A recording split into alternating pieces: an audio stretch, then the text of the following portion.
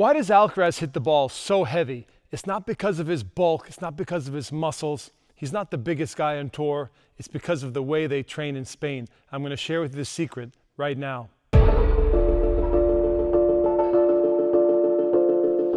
So this is part 2 in our series, How Alcaraz Was Built the Spanish Way. We did a great video on the footwork that they teach in Spain, which taught Alcaraz how to move the way he does.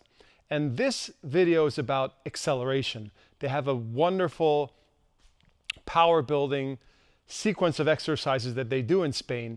Acceleration drills, racket speed drills. A number of them are tossed from the hand up close by a coach. You can also do them with a ball machine. I'm going to show you that variation. There are many variations in Spain on racket speed, building power and building whip, and particularly building that heavy topspin ball. And these are commonplace all across the country in Spain.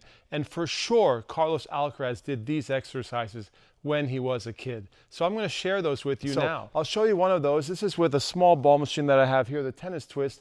But many of these exercises can be done with a coach tossing. I have many examples on my YouTube channel, and I'll link those for you guys. But here's just one, and the goal is to swing at your absolute maximum speed to try to generate the most power possible, but with spin, with shape. And I'm going to try to aim the ball deep into the court. And I'm going to try not to lock up. The goal is not to get tense. The goal is to stay whippy. And that's hard to do because when you swing faster, you tend to get tighter. I'll show you guys this variation. Hey! Hey!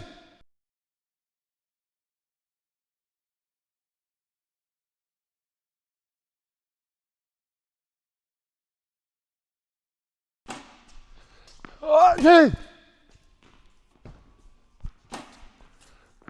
Hey! Hey!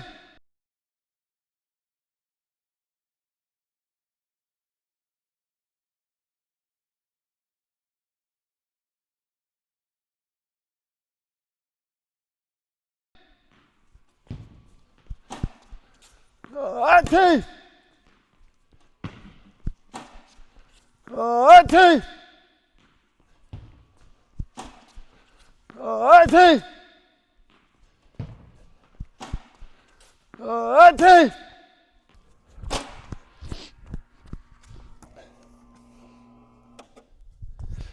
Okay, that's a great example. So what I'm thinking about there is I'm thinking about a couple really important things that I want you guys to think about at home, follow along.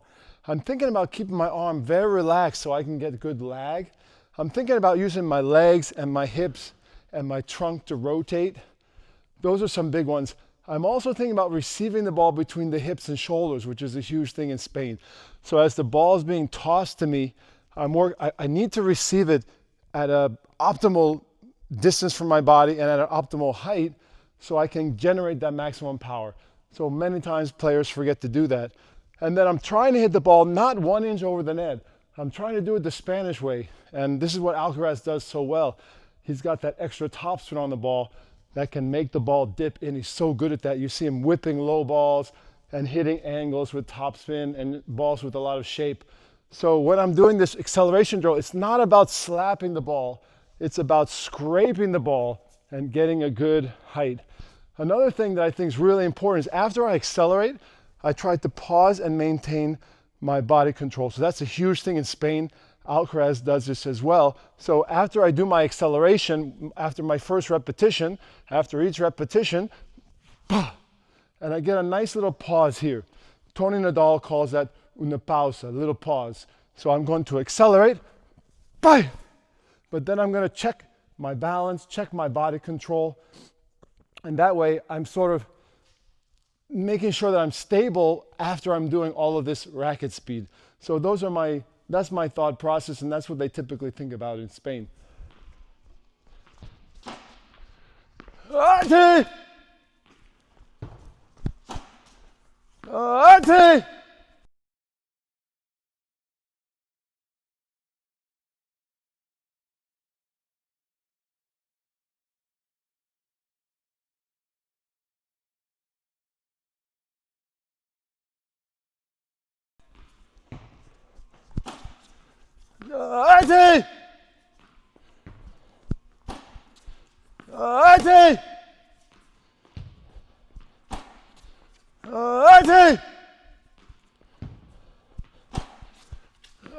Ate!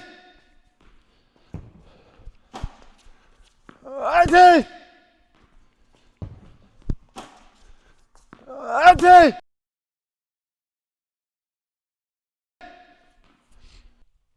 So in Spain, it's not about muscling the ball. It's all about rate of force development, increasing the signal strength from the brain to the muscles to fire, to recruit more muscle fibers, to really get that whip and racket head speed. It comes from coordination and sequencing rather than just pure brute force. And the biggest problem that I see with my students, especially in the US, is that many of them try to muscle the ball. When you try to hit harder, you try to muscle the ball, everything locks up and gets tight.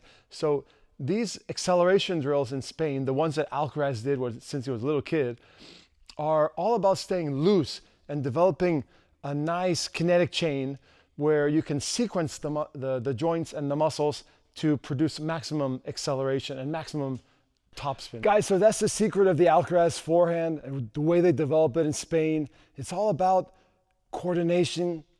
It's all about muscle fiber recruitment. It's all about signal to the muscles. It's all about rate of force development. It's all about whip and looseness. You can't be tight. You can't be locked.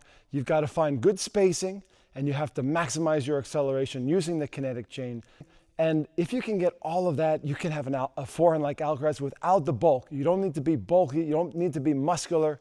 You can be a skinny mini, you can be petite, and you can still rip the ball with maximum topspin and pace with these exercises, these velocity-based exercises. Guys, good luck. I hope you enjoy. If you got a lot of value from this video, please consider subscribing and check out our other Spanish videos in the series right here.